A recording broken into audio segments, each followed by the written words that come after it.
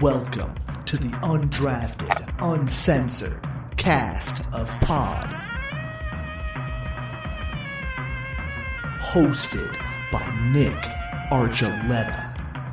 Mosted by Colin Zanker. And last but certainly is least, Joseph Goodwin.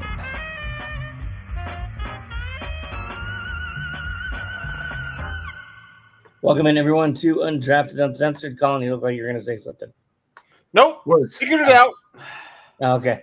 I was like, uh-oh, Colin's got to say something. What are we going to do? Well, I mean, I do have something in a second, but yeah. Well, I mean, at least you're honest, unlike Jerry Jones. Did anybody believe Jerry Jones for a set? Like, it is the kiss of death every single time he gives any kind of endorsement to the current head coach. While I'm committed to this guy for the long term, that motherfucker is fired. It's bet on it.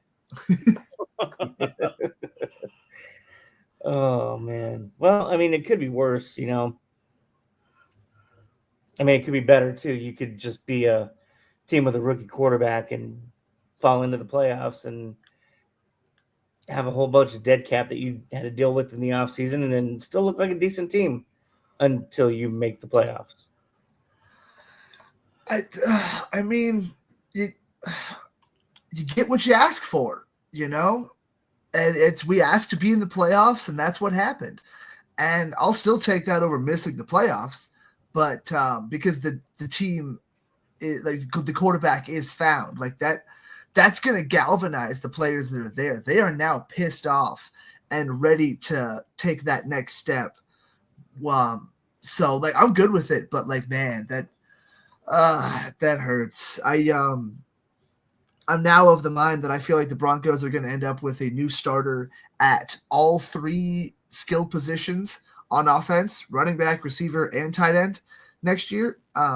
Not necessarily the number one guy ahead of Courtland Sutton, but it wouldn't hurt. Yeah, not sure if they'll be able to re-sign Courtland Sutton, but I do have to say that we do have a champion here in Denver, guys. I gotta let you know that in the E5280 Sports Fantasy Football Championship. Oh, good. If you would like to know, Zanker Spankers and the Undrafted Uncensored squad are the champions. I knew we could do it. So we do have a champion. Beat Michael Spillin. Crushed everybody. Crushed everybody in this league. That's just right. So you guys You're know. welcome. You know, Yep. Nick passed the torch to me after he got in beforehand, and I carried the torch for everybody. Look at this. Points for 1706. Oh, man. Crushed everybody. Everybody got dominated, much like the Broncos did on Sunday. Colin, you were our champion. You represented the show well, and we appreciate it in this trial by combat. I just got to say, for everyone else over at E5280 Sports, suck it! Because Undrafted Uncensored, we are the champs here. We took it down. That's what I was going to start with last week. So there is one champion residing in Denver, and it is us three over the E5280 Sports empire right now. The most important thing in the world is obviously the fantasy championship. Let's give ourselves a round of applause. Yes. Okay, yes. We came out victorious. Good call, Nick. Good call. As far as the Broncos go in their quest for a championship. Wait. Before we go any further. Yes. Do we get to split the prize money? There's no prize money. Do we get to split the prize? So then definitely. It's kind of hard to split a prize that we'll just saw it in half. Away. I think it's tickets or a jersey to a game, or tickets to a game or jersey. So we could easily split the tickets. Yeah. Or go to a game. After you go to the game, but I don't think it's a three into thirds because they give out paper tickets now. Yeah. Cut your phone into thirds. But Nick, needless to say, I definitely couldn't have done it without you giving up the spot that should have rightfully been mine. I won 2 championships this year. I'm sorry, I was paying attention and answering the text messages. What did you do? I'm kidding. I won it all. So I contributed a lot to this, so really, you're welcome, Colin. I was on the team, and therefore get to say I won. I just so I won't get fined. All right, Mr. Gordon, over there on my right. Kind of like Brandon Stokely on the Giants. I was thinking more Melvin Gordon on the Chiefs, but okay.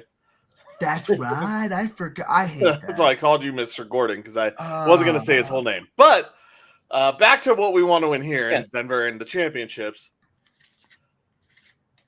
There are that first drive from Bo Nix. It was exciting. It was like, oh my God, we have a chance. The first half held them to 10 points and missed field goal at the end. And that was kind of like, ooh, what's going to happen?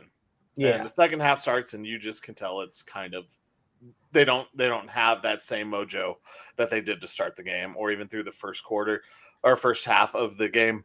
When you're talking about next year and what needs to happen as we move on to the offseason, yeah, I don't know if I would say 3 starters, because I'm pretty sure that Sean Payton really likes McLaughlin and Estime.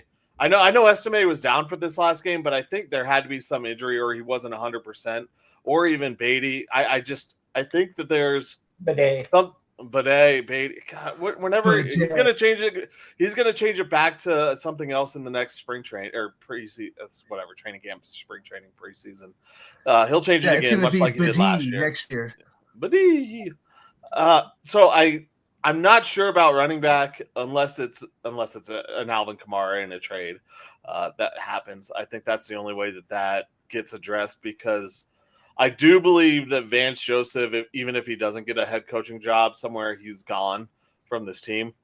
They will let him explore other opportunities. If you heard Sean Payton's post-game presser or even some comments from it, he talked about the defense just not being there in the second half of the game. He singled them out, and he's done this multiple times throughout the season. So these guys, I don't know if they don't get along. I'm not I don't want to speculate on their inner workings, but it just seems like Vance wasn't his guy, hasn't been his guy. So hello, Rex Ryan.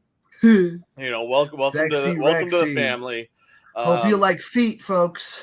So I sit here, and that's what I think is going to be the major change, whether or not Vance Joseph gets a position, a job anywhere. Yeah, he did some good things with these guys, and I would. There are moments I would like to see it continue on, but then there are just head scratching moments where you're just like, what the hell are you doing, Vance? Like, why the hell are you running this defense that way? Or why did you stop doing what worked? Sounds like the offense. He was having the time of his life. He was. And does sound like the offense with a lot of parts of it, but Sean Payton isn't getting fired. Let's not we can't make that one into any sort of clickbait story, because it ain't true. I don't care who you are. It's Sean Payton, no one's going to believe that. So I think that's going to be the biggest change. Sutton, Joe, you mentioned Sutton probably being gone. Or not being the number one. I think they try and move on from him, but I don't know if they completely move on. I don't want to see a T. Higgins in here. No. T. Higgins is far too often injured. I think we have to see what happens with the free agent market. But one positive, Tyreek Hill. No, Tyreek Hill would be. Bo Nix probably isn't going to overthrow him. It's true, but with the culture they've built here with the Broncos, I don't want a guy like Tyreek Hill who has abused his wife and child multiple times and has all it's not the player, it's the guy. I don't want, I wouldn't want Pac-Man Jones either. So it's just that particular guy. If Jalen Waddle was somehow available, like the Dolphins are just fucking blowing it up, I would totally go for a Tyreek Hill-esque player, but not Tyreek Hill himself. Okay. No. Fair enough. I sit here and I look at what happened this year in the NFL, and I think we talk about cycles, and I've talked about this a lot with the draft and players' values. I think wide receivers obviously still carry a high value, but I believe that the running backs are going to be looked at a little bit more highly sought after what Derrick Henry, Saquon Barkley, Joe Mixon to an extent out in Houston has done. there have been a lot of really good running back seasons this year. Josh Jacobs, Brown, Aaron Jones. Yep. Like, dude. The running backs have kind of had a resurgence, so I'm not sure if the market for wide receivers is going to be what it has been in the past as far as money-wise, and the Broncos still have the Russell Wilson cap this last year, so it's not as much as it was this past season, but it is going to be something. So I think that there's one more year of navigating this cap, and I think that is going to mean that the Broncos do possibly go after a wide receiver who's correctly priced, and might stay off of the running back market because it might be a little bit more difficult to get any of these guys that are available. I think it's the draft. I think running back is one of those positions they have to address. And like you mentioned, Estime, for sure, that's a possibility. But no, he was healthy. They literally just benched him because they knew they weren't going to run the ball enough with him. They wanted to use Bidet. And I love Bidet. His name is Bidet. Like, that's hilarious. Well, yeah, but did they bench them because it was Javonte Williams ahead of him and not really as much of the player? Like, they were giving Javonte another shot, maybe the last shot. I mean, that Javonte's not here. I think we all know that. One moment, but yeah, no, I feel like they draft somebody.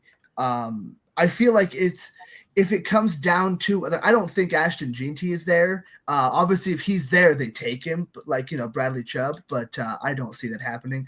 I'm not even sure if one of those really good tight ends will be there, but I feel like if it came down to running back, tight end, like both very good available, they would still go tight end. Yeah. But I think running back has to be a priority, and I think will be just right after tight end. And maybe they bring in a free agent wide receiver. Maybe they just draft another kid late round, another Devon Vele type dude. But I think they're going to have to revamp a whole bunch of stuff. And maybe they do end up retaining Courtland Sutton because he has the rapport with Bo Nix and they like him. But I don't know. We'll see how it goes. I don't hate the idea. He did prove that he could be a number one receiver. Not a really like a top number one receiver by any means, but a number one receiver. But I feel like if Courtland Sutton's your number one, you need quality depth. You need to have your 2 and 3 be almost as good as Courtland Sutton, I feel like. I don't know. There's some. I mean, they were totally exposed this last Sunday. That I mean the discrepancy with the time of possession in itself. You can blame the defense all you want, but when you're out there for 2/3 of the game as a defense, that doesn't help. We led the league in 3 and outs this year. What's that? We led the league in 3 and outs this year. Like, that was happening constantly. Like, what do you expect? But that's 2 straight seasons, I'm pretty sure. Didn't we lead the league 2 years ago? Yeah. Yeah.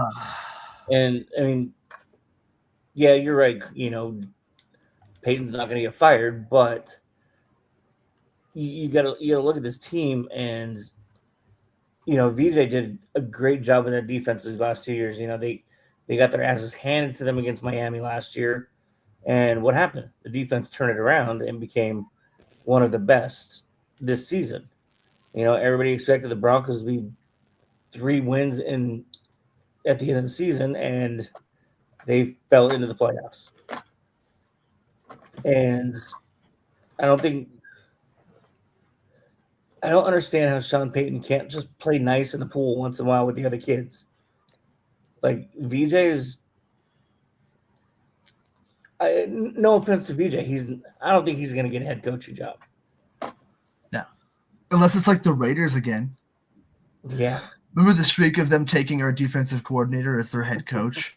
Like, Dennis Allen and then Jack Del Rio. And I was like, come on, guys.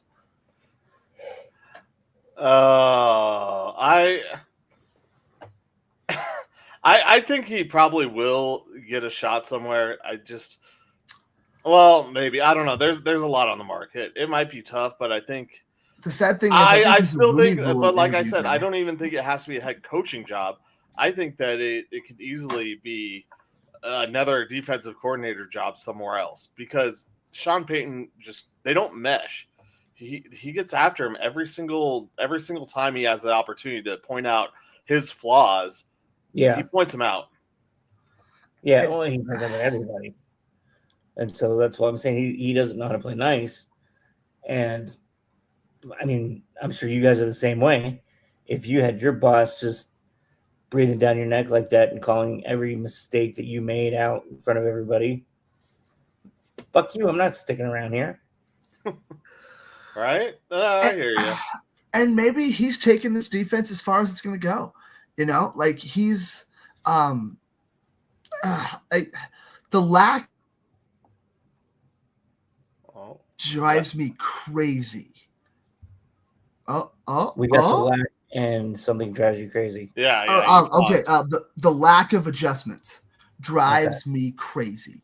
So if it takes another guy, the problem is I don't want a guy to come in here and switch the scheme up and try to go for a different idea, because I think this like 3-4 style, maybe not necessarily heavy blitzing, but a decent bit, I think works. But like, I don't know, man. I'll miss the sound bites.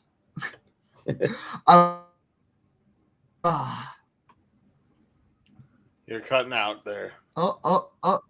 Man. This sounds like a Vance Joseph defense out here. Sorry, guys. I think it's going to take some fresh blood in there as far as the coordinator goes.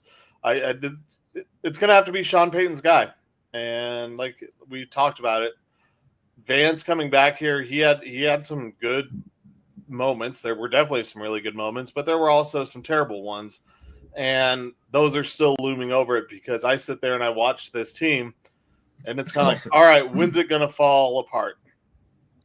When is the other shoe going to drop? Because we've talked about it. I know I've talked about it. This team definitely overperformed my expectations. Oh, yeah. And so that is a credit to the coaches and the coaching staff. But can he keep that same fire? Is this a Wade Phillips type scenario where it only lasts a year or two and then it's gone? I say just start over new. You also have Bo Nix here. So maybe you get a regime in here, the rest of the regime in here that works well with Sean Payton, that he won't throw under the bus every moment. You're right, Colin. Just bring in Wade Phillips. I wouldn't hate it. I love Wade Phillips. That's my guy. I feel like if you're going to do that, you almost want to give Vance one more year so that Bo is a little further into his career for the inevitable 1 to 2 years. God damn it. I'm supposed to have 1 gig per second internet. I fucking upset. You were actually doing fine that time. Yeah, you were. Oh, sweet. Everything went all buffery. But like, yeah, we gotta be ready for the inevitable Wade Phillips collapse. So, we're gonna get those 1 to 2 years out of Wade. We want Bo to be an established quarterback so we can win a Super Bowl for those 2 years. It's not going to be Wade Phillips. Let's I know. But that's why you do get a new defensive coordinator in here now, because then you have the 1 year learning kind of grace period for that first season, where you hope in the second year, much like it was here with Vance, that it improves and you're in that window. Because I think next year under the cap, can these Broncos make it past the wild card round first weekend? Possibly. I think it will depend on matchups. There's still a lot to be determined. But they showed me, much like they showed me in the Ravens game, that they're not ready to play with the big boys yet. No, they're not. And I think, as much as we wanted them to win, as much as we tried to will them with arguments of this defense is spectacular, and Josh Allen has some similar numbers to Bo Nix. You guys laugh at me for that, but it's just the little things you find that you try to base your decisions and your opinion on, and reality just kind of slaps you in the face and reminds you this is still a young team that is still they're basically teenagers just trying to find themselves in this crazy world that is not Salt Lake City. Just 5 teenagers with attitude, Nick. There you go. I wish I can find this stat, because I know this isn't right. No, it's For right. the three and outs. No, it's saying the Packers were the third worst for 3 and outs last season, and the Lions were 5th, and the Broncos were all the way down at 14th. Huh. The Bills were 13th. Yeah, Right. the Jets were better than the Broncos. Yeah, Zach Wilson, the master of not getting 3 and outs. Yeah. That's, Yeah. I mean, I guess with Breece Hall, maybe they would just get 1 first down. I don't know. I don't buy it. No. So I can't buy No. the 3 and out thing. But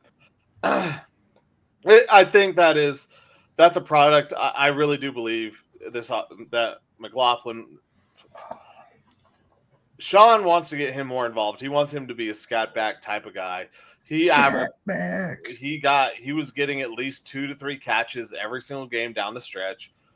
You saw them running, obviously, Javonte in there and Estime in there. The thing is maybe Sean isn't sold on a running back, and I don't know if there is a running back in this draft class that could fall to the Broncos. There's a few, from what I understand. There's like 4 or 5 guys that are talked about as like pretty quality dudes. Like, I know I just joked about a scat back, but Scattaboo is considered like the worst one.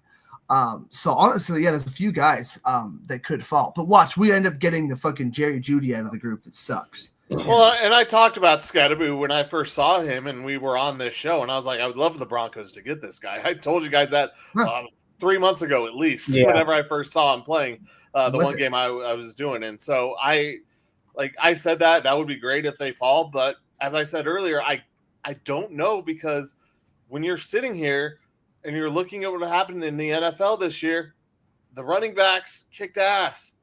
And don't be surprised if they go higher than we're used to. I think a few guys will, but especially a guy like Scattaboo, who's like 5 foot something, like there'll be guys that fall for sure. But again, like, we might just pick the wrong guy. Who knows? But maybe there's other guys that they want to take instead. Like, if it's between a running back and a really good number 2 wide receiver, or you need a number 1 because you didn't keep Cortland Sutton, or you didn't replace Cortland Sutton, or whatever. Like, it's there's a lot of what ifs here, but I still feel like 3rd, 4th round they'll be able to find a guy, and then we'll see. You can't win until you try. Well, the Broncos have a history too of finding those diamonds in the rough later in the draft too. Yeah, or undrafted, my guy. Yeah. But you can't bet on that happening again. Lightning doesn't always strike twice. It does not, unfortunately. I don't know. I mean, I'm glad they got it. It was a double-edged sword. I wanted them to get in, but also I wanted them to not get in. But because I didn't want them to get in, because I was worried what would happen, like just what exactly happened. They got totally exposed. They got beat down. They didn't look good after that first drive.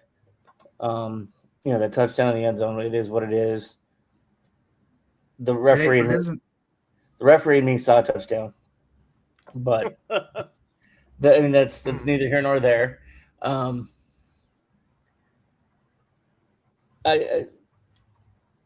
They've had a taste of it now. A lot of these guys are gonna be sticking around, so it's time to put those big boy pants back on and hit the off season, and what the bar is now. And you better. And you better try and continue that trend. I know Sean Payton, at the start of the season, said the next time he loses 6 games would be the first time, and that's it's kind of a cocky, in your face comment, but it's true. So you have to continue to play up to that standard year after year, no matter who you are. And I think that some of that has really resonated through this locker room, and I think it's part of the reason why we saw a roster that, like I said, played over their heads. Yeah. And I mean, don't get me wrong, I love it. It was, it kind of shut us all up, because again, none of us expected them to even be above 500. And that includes me. Mr. Orange and Blue sunglasses, baby. Exactly. That's the one. We got to get Nick some orange-colored glasses. I have orange and blue sunglasses. That'll be a good bit for next season. He wears them every Sunday. Yes, I do. I found them finally, by the way. What? Wow. I couldn't find them. You found them. I didn't hear what you said. Yeah. No, I finally found them. They were next to my subwoofer. I don't know how they ended up by my subwoofer in my front room, but they did. So nice. I'll have them back for next year. What do you call a dog underwater? What? Subwoofer. Subwoofer. So we'll go ahead and move on to the Nuggets. AG came back finally. After forever of having a calf injury. Quietly came back, not too loudly, but I think some of that was kind of shut down by the fact that Joker and Westbrook are just competing with triple doubles now at this point. They're trying to see how many they can get together and how many they can get in a season. And I'm not mad about it. Hey, not mad at all about it, especially with my preseason bet for Russell Westbrook to average at least 13 points and 6 assists a game. That's correct. Oh, wow. So that's looking pretty. I mean, it's still early. We're like barely at the halfway mark. So, I mean, I'm not celebrating yet, but it's looking good. And the chemistry between the starting group looks like they can contend with any other team on the court when it's those 5. Yeah. The problem is, we've talked about it. It's once we get past that, what happens? Well, and after the game on Sunday, Hastings was talking to who was it? Yeah, that guy. To Green. And just he was saying that the second unit's starting to realize, I don't know why it took them this long, that it's their responsibility to either cut into that lead or maintain a lead. And, it only took you almost halfway through the season to realize that was your job. But, if you can do that against teams like the Mavericks, especially on a random back-to-back where you're playing Dallas twice in a row, that was weird. Dude, yeah, it's Collins' guys. It's Julian Strother. It's Peyton Watson. Those are the ones that are really showing that, holy shit, maybe the Nuggets can do it with what's on the roster right now. You sacrifice some size, but you know what? Is Peyton Watson just that backup 4 and you put Gordon at the 5 like you did with Jeff Green? Is Strother going to be able to put up the amount of threes and kind of be that answer to the question of who the fuck is going to shoot threes for this team? So, at least for now, knock on wood, it's working out. Well, I mean, yeah. Well, we'll see how it works out. I think we saw it in the postseason last year with the rookies getting in there, that it's not quite the same. But now they hopefully have that experience, much like we just talked about with the Broncos. These guys have some experience under the belt. They're going into their second year. They know what playoff basketball is like. They know what it's like to just blow 2 games completely. Well, I guess 1 half and 1 whole game. And now hopefully that what it's like. Hopefully that has lights some fire. I think also Malone probably got into them saying, to the point of, we can't just wait on the rest of the season to play out and get to the playoffs. That's not how this team is going to gel or do good. No. Yeah. No, they're not the Warriors. They need to start showing up. They need to basically show their dominance is what they need to do. And we all know they can be a dominant team. Maybe not, not this blow you out of the water kind of team, but they can take and maintain a lead if they just focus. Just get themselves a carton of orange juice that says concentrate. But yeah, man, it's they do seem to have some of the pieces, and maybe Strother's a year out. The Peyton Watson, his offense has really been, I think, what's improved the most, but that's also what needed to improve the most, because that's what kept him off the court in the playoffs last year, is he couldn't fucking score. So, yeah, he's out there defending great, but that's part of the reason the bench wasn't able to do anything, is because he couldn't do really anything offensively. So he's developed not only decent assist numbers and decent playmaking abilities and being able to kind of synergize with that whole Jokic Westbrook lineup. He's shooting some threes. He's like, dude, he's doing those offensive things that I wasn't sure he's going to be able to do at the beginning of the season. So I'm kind of, I think, most impressed with Peyton Watson so far. Well, I mean, I'm not going to use buzzwords like synergize, Joe, but I told you guys at the start of the season, or before the start, that him and Christian were the ones that were going to be working on their offensive game, and I think they both did. Obviously, Christian obviously did, and I think, or he improved more. I think he was further ahead to start, or had, he was the leader in the clubhouse for the starting spot. But I think Watson really did take it to heart, the opportunity that was presented to him, knowing that Christian was probably going to be that guy that was starting, and he would be first off the bench. So I'm not totally surprised. I'm glad it's, come this far. I think there's still some ways to go, as you said, but it's relieving to know that we can trust in most of the guys on the bench, or at least the first few, because I think that's like we talk about. Once you get to the playoffs, that's all you're using. Yeah, for sure. Like, Peyton Watson is a hell of a seventh man. You just got to be able to get points out of him, and then it's hopefully they can get that shooter out of the eighth guy, or get a big, I guess, and just say fuck shooting. But I'm not totally there yet. I love the idea of just being the antithesis to everything the NBA does. But until we see it win games consistently, you got to hit threes. Well, I agree, but also I'm going to go back to the NFL. Like we all talked about running backs being washed up. Look at what's happening in the NFL right now, and how important the running back situation was for all these teams that are in the playoffs and making a run. 75, 80, what is it? I mean, we could go through it. In all honesty, Kareem Hunt and Isaiah Pacheco were really huge as a combination for the Chiefs. Jahmyr Gibbs and David Montgomery for the Lions. Obviously, the Ravens and Bills. There's Henry and James Cook combined. What did we see tonight? Kyron Williams for the Rams. Yep. And then on the other side, Aaron Jones had a great year for the Vikings.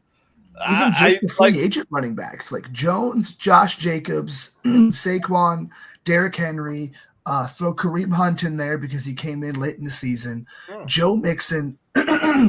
There's so many of those guys, of just the new guys came in. So like the idea of paying running backs less now looks like maybe incorrect. But then you look at that and what's that relate to the NBA? Well, not everybody is doing this and winning with their defensive guys and playing this smaller ball. Maybe you're the team that can do that. Maybe you're the team that can enforce it, because other teams don't know how to play against that. They're not used to it. You make them uncomfortable. So like I said, I really just, I feel like you have to play to those strengths and go after it. I love it. Yeah. And I mean, that's, again, you're in a championship window, so you have to adjust who you are and, just dominate. That's all you need to do, is just dominate and make the necessary changes to show you continue to grow. And next thing you know, you're having another parade. You're on parade again. Yeah. And Russell Westbrook for Sixth Man of the Year. Yeah. Yes. Yeah.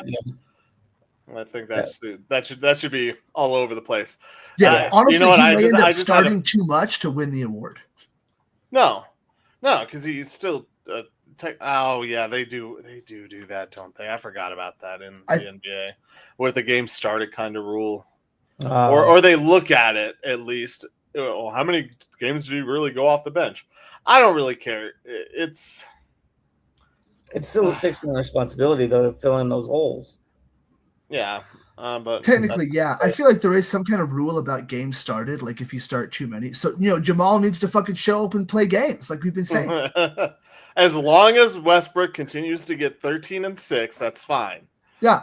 If Jamal costs Westbrook the 6th Man of the Year award, I'm going to be upset. I'll never forgive him. Yeah, you will. Well, you probably won't. You probably won't. If we win a championship, yes, I will. Don't forget. Don't forget. Yeah. I mean, like I said last week, we're getting to the All-Star game. So once we get there, we'll kind of really see what this Nuggets team is, what this Nuggets team really is. So yeah, trade deadline, nice. All-Star game. Yep. All right. This has been sitting on our rundown for a week and a half. I've been trying to get to it. Baseball stuff. And so before we get to Collins' victory formation, it is that time of year where the Hall of Fame ballots come out. And this year, don't do this to me now, computer. Do it. Do it. Do it. I'll do it this way. Hang on, I gotta pull it back up because my computer's hanging on. Right. So you have this year returning Billy Wagner, who's in his 10th year of eligibility. Andrew Jones, who's in his 8th year. Carlos Beltran, A-Rod, Manny Ramirez. There we go. Let me see where we're at here. So the official ballot: Bobby Abreu, Carlos Beltran, Mark Burley, Carlos Gonzalez, Curtis Granderson, Felix Hernandez, Torrey Hunter, Adam Jones, Andrew Jones, Ian Kinsler, Russell Martin, Brian McCann, Dustin Pedroia, Andy Pettit, Hanley Ramirez, Manny Ramirez, Fernando Rodney, Alex Rodriguez, Francisco Rodriguez, Jimmy Rollins, CC Sabathia, Ichiro Suzuki, Troy Tulowitzki, Chase Utley, Omar Vizquel, Billy Wagner, David Wright, and Ben Zobrist. Well, first of all, Manny Ramirez ruined that Super Bowl for the Broncos against the Seahawks, so he can't get in. And then what was the other one? Do that. There was another one too that. Well, I'll think of it as soon as his name comes up. Sorry, go ahead. I have more jokes though. So you're allowed 10 players on your ballot for your selection. I have 7. Colin, there. Like, oh, damn it. Oh, no, don't do this. Don't do this. I was trying to pull up the bracket so everyone can see it because the list is just going through them like that is a little difficult to understand with it. So, and to follow along with and to keep track of. So, well, yeah, I have the actual, on my computer, I have the actual ballot that they use. And then on my phone, I have the share it on the screen. The ballot? Sharing is caring, Nick. Give me a second. Yeah, put it on the ballot, put it on the screen so that we can. I don't know why I didn't think of that. Computer on screen.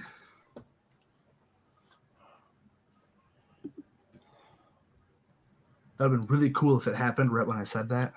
That would have been something. On screen. I didn't do my Patrick Stewart impression good enough. I apologize. I think when you're looking at when you're looking at the ballot and you're thinking about these guys and who qualifies and who belongs, who doesn't, there's still going to be obviously a lot of steroid talk and angst, and I kind of feel like even with that, it's going to end up being a Pete Rose like situation. Like, how long are we going to push these guys and keep these guys out? Is it going to be? The only one I think from the original PED stuff is Andy Pettit. Yeah.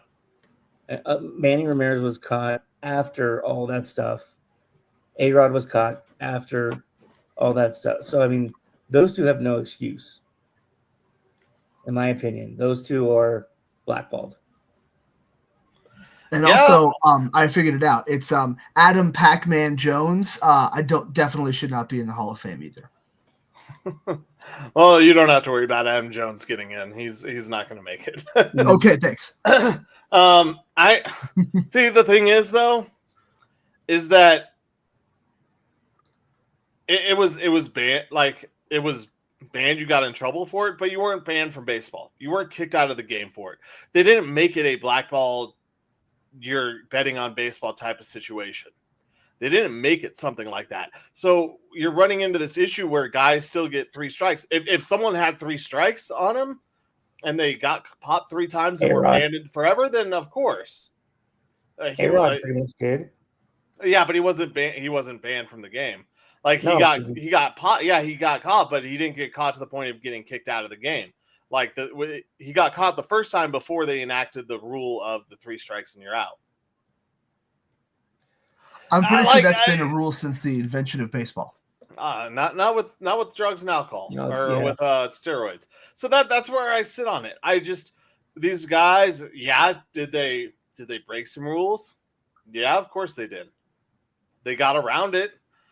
They found a way, but they never put themselves in a position to never play the game again. And I think eventually we're going to get to the point where we're going to forget how much some of those players in those moments in that time meant to the game. And it's either going to be, it was steroids, so they're all out and they're going to get in at some point after they pass, or we should just start opening up and understanding what time it was.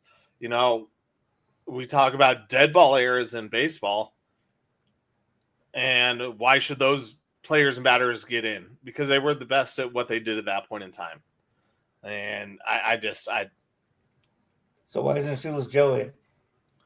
Well, that's terrible. I mean, we all know that Shoeless Joe, from everything that's there, it wasn't cheating, you know. And I think that's one of those things that is going to just literally, that the Major League Baseball is going to literally let it run its course until people stop talking about it.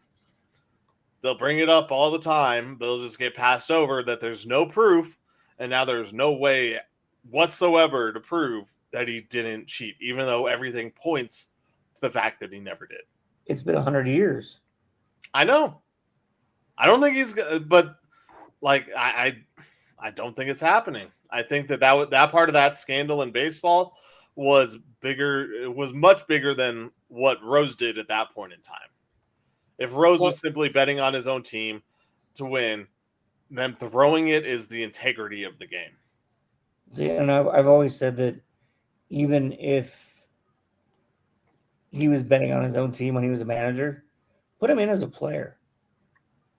He still had the numbers when he was a player to do it. Everything he got caught for, he was a player, either a player manager or a manager.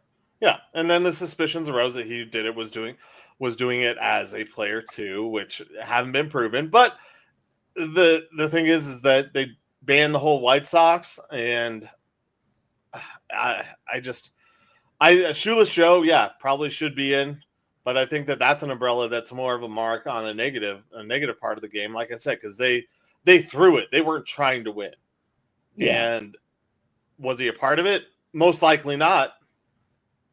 But you can't prove it anymore. It's been far too long. So, I mean, on this list, when I'm looking here, I have a soft spot in my heart because I met Carlos Beltran and hung out with him. I would love to see Beltran get in there. Him and Johan Santana bought me a lot of Long Islands one night. I was nice. Very, very drunk. The Rockies are not getting in. Tulowitzki and Cargo, they don't deserve it. Great moments, great Rockies, but not going to make it. Granderson, he played in Detroit most of his career. It was most, not all, but most, yeah. Yeah, I don't see that happening. Felix Hernandez should get in. He was the most dominant pitcher of the time. Torrey Hunter, while great, he did play in Minnesota, and I don't know what his all-star stats are, but I think he's going to be on the cusp. Andrew Jones, no. Or Adam Jones, no. Andrew Jones is an interesting one. He had a pretty good career, but I don't think he was really ever the best player on his team, so you can't really put him in. Ian Kinsler, probably not. Russell Martin, no. Catchers are tough to get in. Brian McCann, same thing, tough to get in. Dusty Pedroia, I think he gets in because he played in Boston. Does he deserve it? Probably not. But he's going to get in because of all those fans. And he was a little Dusty Pedroia, man. You saw him up at bat, the things he did in those playoffs and helping him come back from 3-0. He was a hell of a player. No, he wasn't in the 04 team. He was on the 07 team. I thought he was there. Okay. Well, either way, he helped him win. That was the year they traded Nomar. But okay, so I was wrong. But either way, he was part of their second World Series then. You got Andy Pettitte. I think he's going to get in. I mean, eventually, probably not this year. Manny or Hanley will not. Manny probably will. That's going to be one of those edge ones. He'll probably get in a few years. Francisco Rodney, not right away. Alex Rodriguez, definitely not. He rubbed too many people the wrong way, including the ladies. K-Rod, yeah. Probably 137 saves, dude. Yeah. I think that's. I think that one's there. It's going to be on the edge as far as first ballot goes.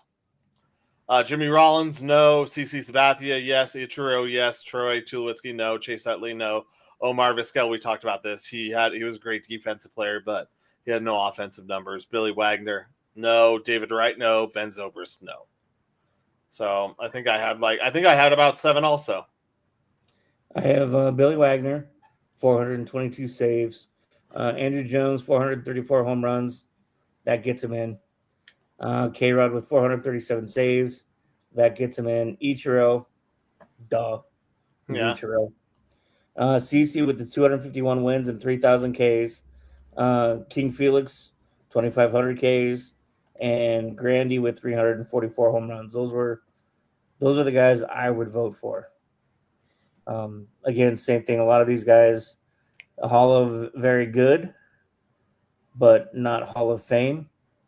I love David Wright. Don't get me wrong, that Captain America was amazing, but he's a Hall of Fame Met. He's not a baseball Hall of Famer. Yeah, and I ended up with 7 in this year's vote with like I said, that's Manny being on the edge and Andy Pettitte not yet. So, yeah, I agree with your list for, I mean, the only one I added in was Carlos Beltran, really. And I was thinking Beltran, but he's going to be suffering the punishment of trash can. Trash can, yep.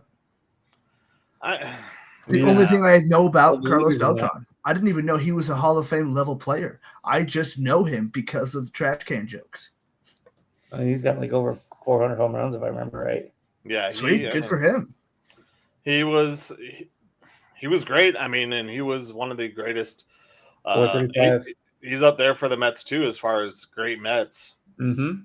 So, like I said, I think as we're pretty a Mets close fan, on them. He should get in then. You don't even know where the Mets play, Joe. Don't lie. You're not a fan.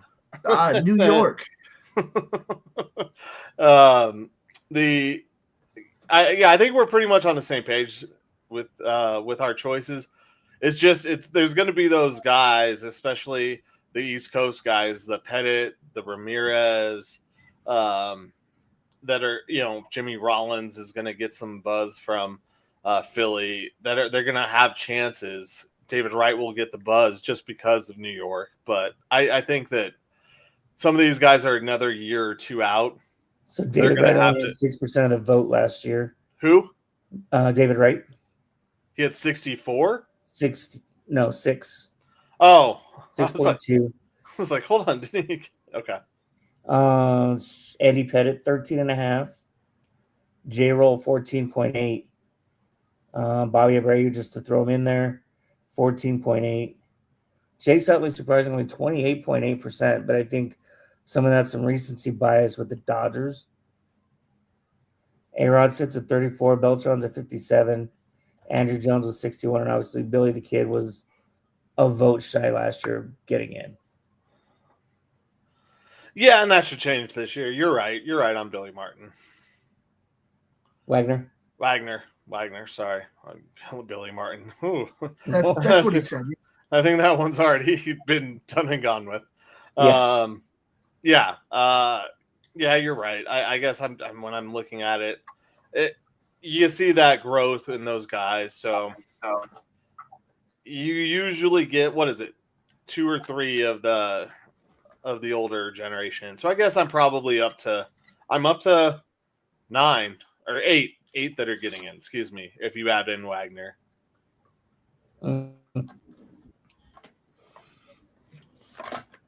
We'll see how they vote. And one thing that I love about the NFL or about the Major League Baseball is that they publish who voted for who now. About hockey.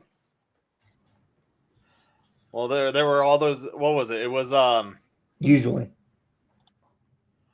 It was it Griffey the one who, or was it Jeter? Who was the one who got not unanimous? Who should have been unanimous? Then they started to reveal the votes. Jeter. Was it Jeter first? Okay. It was Jeter. Yeah. That was just. Yep. He had one vote. Yeah, I love that. One vote. I love that they put it out now and everyone can argue about it. Yeah, so that should be public. I agree. There's been some NBA ones that are like, this person should not have a vote, and we should be able to make fun of them on the internet. Yeah. Although there was one where they did like the GM polls, and it was like the year that Giannis was drafted or something like right afterwards, maybe when he was still real scrawny. And it was like, which guys do you think are going to be some of the greatest players in the NBA in 5 years? And one guy put down Giannis. And it's like, holy shit, this guy deserves some sort of award. Nailed it. No. Like, no one said Jokic, but you know that one guy, he said Giannis. Is it the victory formation?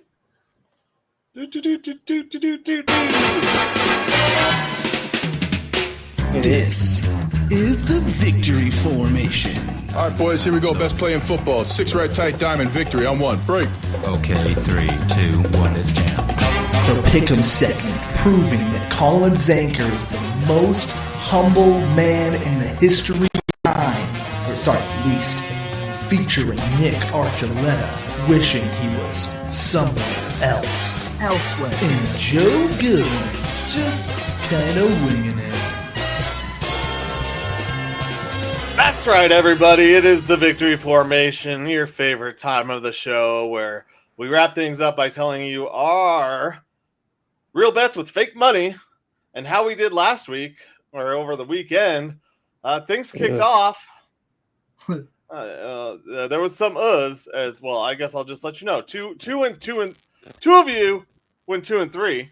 That means both of you guys, and one of us only lost one matchup over the weekend. That would be me. So let's get into it. The Chargers and Texans, first game off the slate in the weekend. I saw Joe and Nick both choose the Chargers, and we all know the saying: Chargers are gonna charger. Texans went in there and whooped their asses, and they were the underdog. So at plus 136, I won 2360. We all chose the Ravens to beat the Steelers, and they definitely whipped that ass last week. So that means we all won $12.06. Well, big money. Eagles and Packers, we all chose the Eagles. So, excuse me. Me and Nick chose the Eagles. Joe, you picked the Packers in that one. I did, yep. You were definitely wrong, even though Packers kind of gave it away. But as we tell you, if we all pick the same thing, when it's a close matchup, just go the other way, because we all chose the Buccaneers to beat the Commanders. And look how that turned out. Commanders, the Commanders, came through with a doink field goal to win it, and then it was the Sharks versus the Hockey Club out in Utah with the Utards.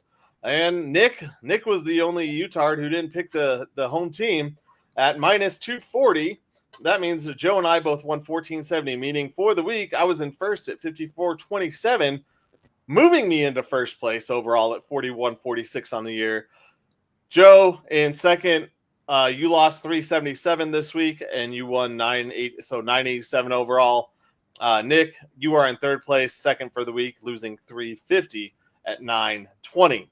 A quick set of 3 games before the weekend so that we'll pick the football games for you in our show before the weekend.